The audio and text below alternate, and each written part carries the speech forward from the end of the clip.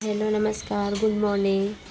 सकाळची सुरुवाती मस्त देवपूजन झाली ना की पूर्ण दिवस असं छान निघून जातं. आपण सकाळीच लवकर उठला होता, त्यामुळे माझी निम्मी कामं तशीच राहिली होती. तरी त्याला थोडंसं दूध भरवलं आणि बाहेर खेळायला घेऊन गेले. पण बाहेर हा काय खेळत नव्हता. सकाळी लवकर उठल्यामुळे तो चिडचिड करत होता, म्हणून त्याला झोपवलं आणि मी माझी परत कामाला सुरुवात केली. छान मेथीची साफ करून घेतली आणि मग मस्त मुगाची डाळ आणि मेथीची भाजी बनवली. मेथीची भाजी त्याला फार आवडते. तोपर्यंत तो उठला, तो झोपला होता तोपर्यंत मी मस्त रूम पूर्ण साफ करून घेतली होती. पण ती फक्त 5 मिनिटासाठीच असते, जास्त वेळ ती तशी नाही राहत. हा उठला आणि याचं सारखं फक्त ते देवाऱ्याकडे काम असतं. तो सारखं अगरबत्ती घेऊन काय ना काय करतच असतं. आता तर तो मला घाबरवत होता चटका लावू म्हणून. मग त्याला चटका लागला वाटतं, मग डोक्याचा वध आला. आज मला देवारा साफ करायचा होता, म्हणजे देव सामानाचं होतं माझा नीट लावायचा होतं. पण त्याच्यामध्ये पण याची सारखी लुडबुड.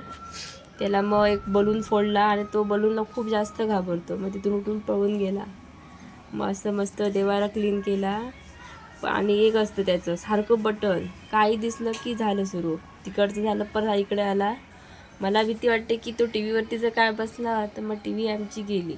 मग दुपारी मस्त आंघोळ घातली आणि त्याचं छान असं फोटोशूट केलं आणि मग त्याला नाचण्याचं सत भरवलं.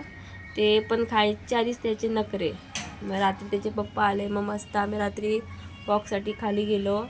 येताना मस्त छान फुलं आणली आणि चिंच आणली.